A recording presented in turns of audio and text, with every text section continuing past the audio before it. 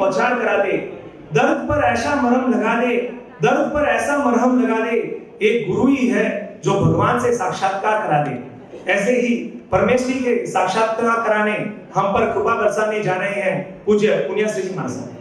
इस तरह को अपने श्री चरणों से धाम बनाने वाले श्रवण भगवान महावीर स्वामी के चरणों में कोटि सा नमन वंदन। ज्ञान एवं त्याग और तपनिष्ठ जीवन जीने वाले, मर्यादा का पाठ पढ़ाने वाले, गत ऋषभ अंतर अभिनवधारी पूज्य श्री रुद्रकाशी माता के चरणों में कोटि सा वंदन। हमारे मेरे राजगुरु एवं राजगुरुनी एवं सेवा के महासागर पूज्य श्री मदन मुनि जी महाशय के श्री चरणों में कोटि कोटि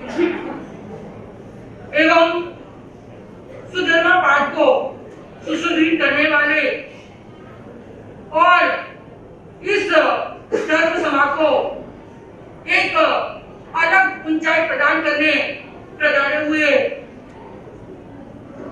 पूज्य श्री वरुणी जी महाशय आदि थाना एवं पंकज मुनि जी श्रुत मुनि जी महाशय आदि थाना के श्री चरणों में अनंत जय के साथ वंदन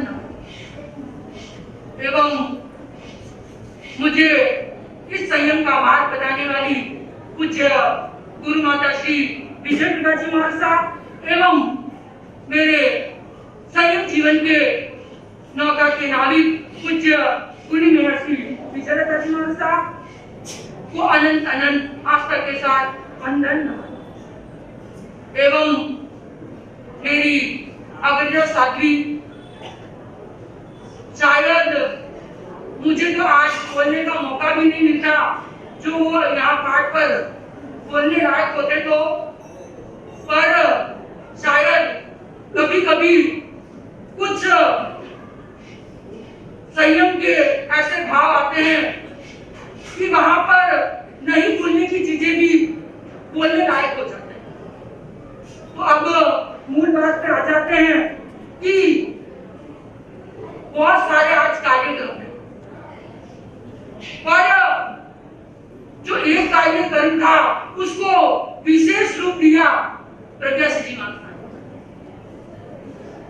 उन्होंने शायद जब मैंने मासकमण किया था तब उन्हें कहा था कि मैं तो मासकमण कभी, पर जब सच्ची श्रद्धा और समर्पण होता है तब वो कार्य अपने आप पूर्ण हो जाता है। कि ये मैंने खुद अपने ऊपर करके देखा था। मैंने 16 तक तपस्या की, तब तक मुझे ऐसा कुछ आभास नहीं था। अब आगे मैं सोचूंगी नहीं कि मुझे तपस्या महाशय को मना कर दिया, पर उस महान गुरु जो आज हमारे बीच साक्षात रूप से तो नहीं है, पर उनका आशीष हमेशा हम पर बरसा है और बरसता रहता है। ऐसे गुरुदेव की आज्ञा हुई, उनका आशीर्वाद मिला और आगे चलते चलते उन गुरु ने तो मेरे पर बहुत कृपा की थी। वो दृश्य तो आज भी मुझे याद है कि जब मैसूर में गुरुदेव के आशीर्वाद से तपस्या की, तब गुरुदेव ने मेरे पर बहुत आशीर्वाद बरसाया। तपस्या होने के बाद जब पढ़ना भी अच्छा हो जाए तब माना तपस्या पूरी। तो अब उस महापुरुष के बारे में थोड़ा बहुत, ज्यादा तो मुझे इतना मिला नहीं है, पर बहुत विशेष मिला है। नजदीक बैठने का समय तो नहीं मिला कि गुरुदेव जब यहाँ इस क्षेत्र में थे तो रास्ता भी थे, और इधर आए तब गुरुदेव कुछ गुरुदेव की ऐसी आज्ञा होगी, पर परोक्ष में भी आशीर्वाद बहुत दिया। तो अब वो महापुरुष कैसे थे जिनके जीवन का हर लम्हा प्रकाश पूर्ण था, जिनके जीवन का हर दिवस दीप्तिमय था, जिनके जीवन का हर सप्ताह सौभाग्यशाली था। नाम भी सौभाग्यशाली है, और जिनका एक दिन भी अच्छा हो उनके लिए तो हर समय अच्छा निकला।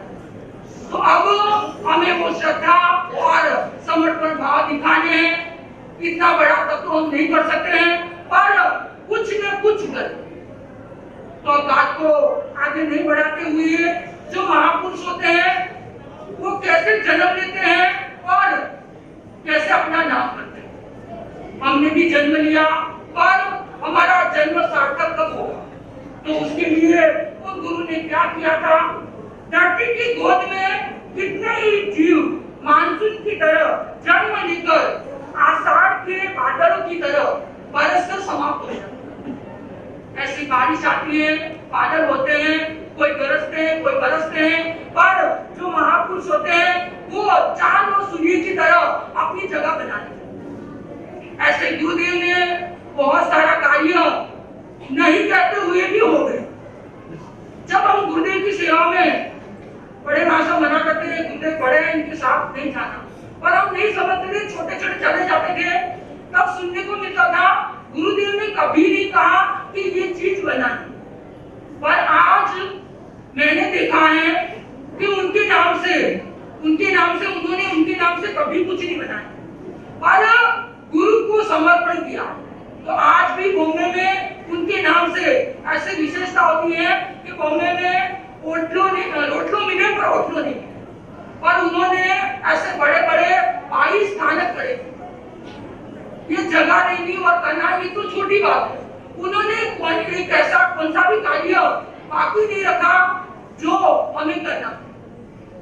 सभी क्षेत्र में उनका कार्य चला है, बस उसको पूर्ण कैसे करना है वो हमारा दायित्व है। उन्होंने कार्य कर दिए हैं, पर उस कार्य को हमें पूर्ण रूप देना। सब कुछ हमारे पास है, जो कमी है उसको पूरी करनी। जो आप सब समझदार है तो क्या कहना चाह रही हूँ वो छोटी बात में समझते हो, तो अब ज्यादा बात को नहीं बढ़ाते हुए अंत में इतना ही कहना चाहूंगी। ऐसे अम्बेश सौभाग्य दरबार को सुशोभित तो था, पर और भी महकाने ऐसे गुरुदेव पधारे हैं, उनकी बहुत बहुत कृपा रही।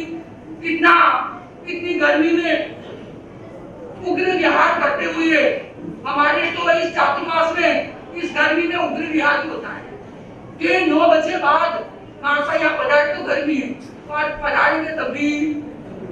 तो अब आपको गाड़ी में आना होता है तो भी आप कितनी बार सोचते हो।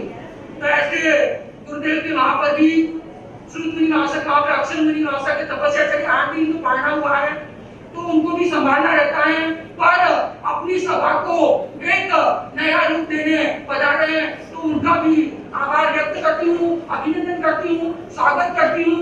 अब ज्यादा विनती को संघ की विनती गई या नहीं गई, उसके पहले साता पूछने गए थे वरुण मुनि महाशय के यहाँ पे, तो उन्होंने सहज कह दिया मासा कि सब संघ वाले तो आए थे, पर उसके पहले ही आपकी उदारता इतनी है कि अपने आप स्वीकृति दे दी, मुझे कोई संघ की जरूरत नहीं। संघ की इतनी अच्छी व्यवस्था है उन्होंने की, और इनके उदार भाव देखो, उन्होंने सब स्वीकृति दे दी। कुछ भी होगा रवि क्षेत्र भाव को देखिए, हमारे के भाव तो कितनी महानता है। तो ऐसे की माता और हम पर आशीर्वाद बरसाने पधारे हुए समस्त गुरु भक्तों का अभिनंदन स्वागत है। आपका सानिध्य पाकर भाग्य जगह हमारा शीतल होता रहे, तन मन बहे कृपा की धारा। संयम के पूर्ण प्रतिमान दिव्य नयन सितारे, आस्था के अप्रतिम केंद्र को सत सत वंदन हमारा। मैं पूज्य विजयलता जी महाराज साहब से निवेदन करूंगा कि अपनी अमृतमय वाणी से हमको लाभान्वित करें। अपनी बात प्रारंभ करने से पहले पाठ पर विराजमान हमारे महान अतिथि मेहरबान पूज्य श्री वरुण मुनि जी महाराज साहब, पूज्य श्री श्रुत मुनि जी महाराज साहब, क्या कहना है आज की सभा का। मैं किसके लिए क्या बोलूं, आज कितने स्वागत, अगर सारे कार्यक्रमों को बोल किया तो आपने अब मैं आपके विषय में बोलूं तो गुरुदेव के विषय में बोलूं तो तपस्या के विषय में बोलूं, हमारी बहन हिम्मत आई है तो वैराग्य संयम की, तो क्या करूं। मैं तो एक ही यही बात करूंगी, आप सब चाहेंगे वही कि जो आज मुख्य है, देखिए इस दिन को सजाने वाली हमारी इस प्रेम प्रज्ञा का छोटा सा पुष्प प्रज्ञा, नाम भी प्रज्ञा है और प्रज्ञा का अर्थ भी क्या है। और मैं कहती हूँ हमारे दोनों के बीच में है, इधर गाड़ी खिसक रही हो तो इधर संभालती है, इधर गाड़ी खिसक रही है तो इधर संभालती है, ऐसी वो महान साथी है। तो आज वो मेरे बीच में नहीं, ऊपर है और मेरे को कोई कहीं पर भी मैं खिसक रही हूँ तो बराबर वो संभालती है। तो मैं कहूंगी कि ऐसे महान आयोजन में अभी आने वाले लाएंगे, उसको हमारे छोटे ये जाएंगे और उसको सजा करके लाएंगे आपके सामने और प्रस्तुति। वो कहते हैं महाराज साहब मैं मेरे गुरुदेव के लिए मैं भी बोलती हूँ तेरे लिए, मेरे गुरुदेव के लिए बहुत अच्छी उसने भक्ति चढ़ाई है अपने गुरु के श्री चरणों में। ये तब का तोहफा शायद ही ऐसा कोई निराला होता है। एक ही मैं आज सुनने में तक नहीं आया है कि अपने गुरु के श्री चरणों में इतना बड़ा तब का तोहफा कौन चढ़ा सकता है।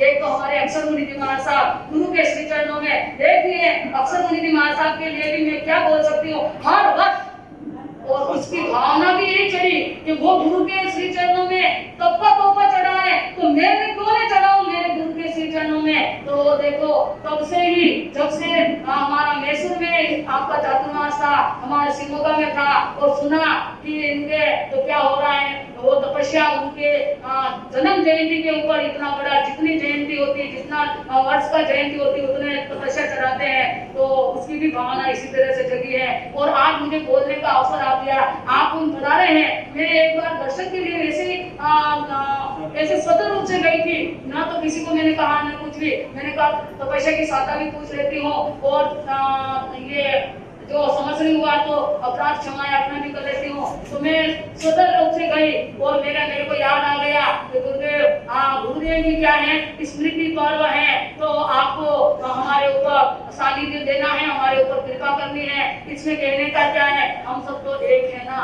तो इतनी बड़ी उदारता आपकी देखी है, मैं आपके लिए क्या कहूँ, शब्द तक नहीं है। और हमारे मरुण मुनि महाराज साहब ने तो जाते इतनी खुशी प्रकट कर दी कि सारा दुख ही भूल गए और मेरी बहन आ गई, मेरी बहन तो मेरे भाई अब आप आए हैं तो मैं आपके लिए क्या करूं, कौन सी थाली सजाऊं, कौन सी कुमकुम लाऊं और कौन सा अक्षत लाऊं, कौन सा श्रीफल लाऊं। मेरी हर भावना आपके श्री चरणों में रहेगी। आप बता रहे हैं, भले ही आपका मैं अंतर दिल से हार्दिक स्वागत, अंतर मन से आपका हार्दिक आगमन का स्वागत सम्मान करती हूँ और मैं गुरु के प्रति भी अपनी आस्था व्यक्त करती हूँ। श्री गुरु चरणों में आए हुए हमारे सब गुरु भक्त परिवार, मैंने पहले भी कहा कि गुरुदेव श्री सौभाग्य मुनि जी महाराज साहब कोई छोटे मोटे संत नहीं हुए हैं। श्रवण संघ में उनका जो नाम है वो सब ये श्रवण संघ वाले सब जानते हैं। उनका परिचय बताने का लिए मेरी जीवा मोहताज नहीं है कि मैं उनका परिचय क्या है अपने शब्दों में कर सकूं, लेकिन कहना पड़ेगा। एक छोटी सी बात बता देती हूँ, गुरुदेव श्री ने एक बहुत बड़ा सत्य सिद्धांत हमें दिया है और जैसा उसने सत्य सिद्धांत उन्होंने दिया है वैसा ही उनके जीवन में स्वयं ने अपनाया। याद है गुरु भक्त बोलेंगे कि मेरे को बोलना है, एक ही सिद्धांत दिया है, जन्म मरण मरण सस्ता हो। और आप देखिए वास्तव में वैसा ही हुआ उनके साथ, वैसा ही हुआ। जन्म तो एक विशेष व्यक्ति का सामान्य कुल में होता ही है, तीर्थंकर के अलावा कोई भी कुल में कोई भी विशेष व्यक्ति क्या है जन्म ले सकता है। लेकिन उनका जन्मोत्सव कैसे मनाया वो तो उनके परिवार वाले, उनके माता पिता और उनके पूर्वजन परिजन जानते हैं। लेकिन मैं कहती हूँ कि उनकी दीक्षा भी ऐसी सामान्य रूप से हुई। ओहो, वही कलिया स्थल है दीक्षा स्थल, वहां पर मात्र 5 लोग, न ढोल न धमाका न राज तिलक, कोई दीक्षा का संयम का तिलक नहीं, कुछ नहीं। ऐसे सामान्य रूप से उनकी क्या हो गई और विशेष रूप से वो इतना प्रखर बन गया कि आज हर हृदय के अंदर वो जीवित हो गया। तो क्या हुआ, वह तो जीवित है ना। और परण के भिक्षा परण ही ना, एक ही बात है ना। और उनकी आत्मा की जो आवाज थी न मालूम उन्होंने वही स्वीकार कर ली। जब उनका अंतिम समय आया तो भी कि करोना करोना करोना क्या होता है, करोना कुछ समझ में नहीं आता है। हमारे विचारों में एक करोना और एक भय और एक भूत बैठ गया है कि करोना वो है। आपने कभी देखा तो है करोना क्या चीज? लेकिन हम सबके दिल में वही भूत बैठा हुआ है। अगर हम निकाल दें तो वो शायद हमसे दूर भाग जाए, लेकिन हमको रोज उसको यानी हर समय वही याद रहता। तो इसलिए अब तो भूल गए ना, अब तो वो समय हो गया उसको। तो इसलिए देखिए गुरुदेव का जब अंतिम समय आया और कहते हैं कि बीमार होते हैं तो लोगों की ये लोग सब कहते हैं साक्षी हैं, क्या है गुरुदेव ने मना कर दिया भाई कुछ नहीं है, यह अगर आयुष्य प्रबल है तो तुम यहाँ बैठे कुछ भी नहीं होगा और डॉक्टर के हाथ में भी कुछ भी नहीं रहेगा। लेकिन उनकी भावना अच्छी थी, उत्तम थी। अगर कोरोना होता तो कोमल मुनि वहां पर हर क्षण उनकी सेवा में रहे, क्या होता? लेकिन कुछ भी नहीं। लेकिन डॉक्टरों को तो क्या होता है, एक आजकल के डॉक्टर दो भी होते हैं और समय के अनुसार कह दिया इनको क्या हो गया। हाँ तो ठीक है, इतने भक्त जा ही नहीं सके, कोरोना का टाइम था, समय ऐसे ही चल रहा था, समय चक्र के अनुसार वहां पर कुछ ही गुरु भक्तों ने, मैं उन भक्तों को याद करूंगी, मैंने तो बुलाया था उनको कि तुम्हारे लिए मैं 2 शब्द बोलूं। उन्होंने अपने हाथों से गुरुदेव का क्या किया, अंतिम संस्कार किया है। क्या हुआ उनको? कुछ भी नहीं हुआ।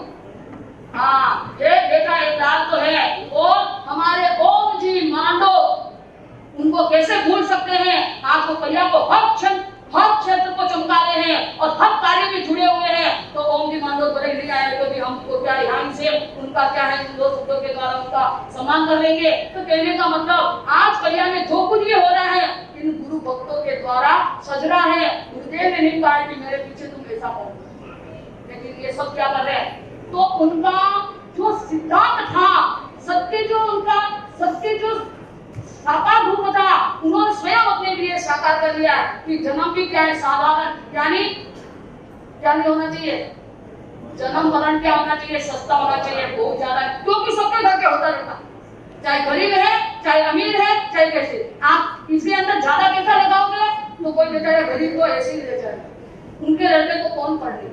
तो इस तरह से उनका जो नियम था, उनकी जो सिद्धांत था, उन्होंने स्वयं अपने जीवन में साकार रूप देखा है। इस तरह से गुरु अम्बेश के प्यारे लाडले ये महामंत्री सौभाग्यमुनि जी महाराज साहब यहाँ हमारे बीच में नहीं है, लेकिन किसने कहा कि हमारे बीच में नहीं है? हमारे हृदय में, हर क्षण हमारे साथ है, हमारे हृदय में है।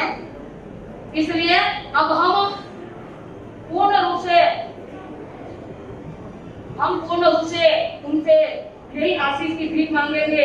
गुरुदेव आप चले गए तो क्या हुआ, हमारे मन से थोड़ी ना गए हैं, हमारे मन में सदा विराजमान है। ये सब कहते हैं, इसलिए मैं मान लेती हूँ कि हाँ गुरुदेव नहीं है, लेकिन अवश्य है। गुरुदेव को देखोगे, आंतरिक चक्षु से देखोगे तो वो अवश्य हमें देखेंगे, हमें दिखाई देंगे और उनका आशीष भी हमारे सामने आएगा।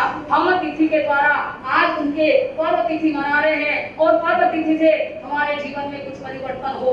जिसको क्या जीवा मिली है तो गुणगान कर रहे हैं, जिसको धन मिला है तो दान कर ले, जिसको मन मिला है तो शुभकामना रख लेगा और जिसको काया मिली है तो सेवा कर लेगा, क्या करे, नमन कर लेगा। लेकिन मैं कहूंगी उनके नाम से आप दान नहीं करे, पुण्य नहीं करे, धर्म नहीं करे, सेवा नहीं करे, वंदन नहीं करे, लेकिन एक अपना अवगुण छोड़, एक अवगुण का क्या कर देंगे तो भी बहुत बड़ा लाभ होगा। बहुत अच्छी बात है। हमारे बेंगलोर से और मैसूर से और यहाँ वाले जो भी है बड़े, हाँ बम्बई से भी बहुत सारा है, तो उन सबको बोलने की, अपने गुरु के प्रति आस्था व्यक्त करने की बहुत बड़ी चाह है। लेकिन कुमार साहब मुझे भी बोलना है, तो मैं, आप कहो तो मैं नहीं बोलूं, आप ही बोल दीजिए। नहीं कुमार साहब आप तो बोले ही सही, लेकिन हमको भी अवसर देना है। मेरे प्यारे भाइयों, जो भी आप गुरु भक्ति लाए हैं अपने अंतर दिल से चढ़ा दीजिए। यहाँ समय नहीं है। हमारे प्रज्ञा स्थिति के 30 की तपस्या पूर्ण हुई है और वो कहती है, मैंने तो ऐसे सोचा है कि तो क्या करूं, श्रुतमुनि जी महाराज से बता रहे ना तो कांड उनके हाथ से करो। इतनी उसकी इतनी चाह है, इसलिए बोले क्या करूं महाराज साहब, मेरे तो 31 करने हैं। मैं क्यों गई महाराज साहब, दूसरे दिन वापस नहीं आए। और ये सारे गुरु भक्त भी वापिस तो बारह तो क्या कर रहे हैं तो महाराज साहब वो इतने भी निकले एक भी नहीं निकलेगा। आप बहुत देना ने सुनिए महाराज साहब को वापिस बता देंगे। इतना कष्ट किसी को नहीं देना है। चलो हमको तो बांटने का भी क्या हो जाएगा, समय हो जाएगा। अवश्य ही महान संत रत्न हमारे पूज्य गुरुदेव सदृश गुरुदेव पधारे हैं। अगर गुरुदेव नहीं हमारी पुण्य का जो पारणा था ना, उस दिन गुरुदेव महामंत्री सभा के मुनि महाराज साहब ने खम्मों के अंदर इतना पर्व का ठाट रखा।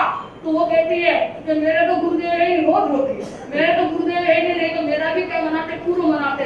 तो मैंने कहा है ना ये दो क्यों नहीं है, देख लीजिए आ गए गुरुदेव। तो ये आ गए, हाँ ठीक है गुरु तो गुरु ही है, लेकिन आप भी तो गुरु है, आपसे भी तो जीवन शुरू है। तो कहने का मतलब उनका ऐसा पर्व मनाया। मैंने कहा देख लाली ऐसा है कि तेरे लिए तो गुरुदेव स्वर्ग में मना रहे और यहाँ पर भी बना रहे, ऐसा कुछ नहीं है।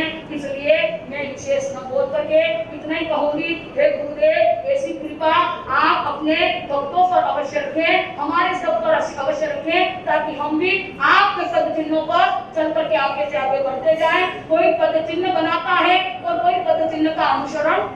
गुरुदेव आपका चरण है और हमारा आचरण है, हम अवश्य आपके पद चिन्हों पर चलते हुए आगे से आगे बढ़ेंगे। ऐसी मेरी भावना आपके साथ जुड़ेगी। यही आपके श्री चरणों में हमारा प्रेम परिवार की तरफ से श्रद्धा का फूल समर्पित करती हुई यही कहूंगी कि आपकी मंगल आशीष मेरे ऊपर बना रहे, ताकि मैं भी आपके पद चिन्हों पर चलती हूँ। ऐसी मंगल कामना और भावना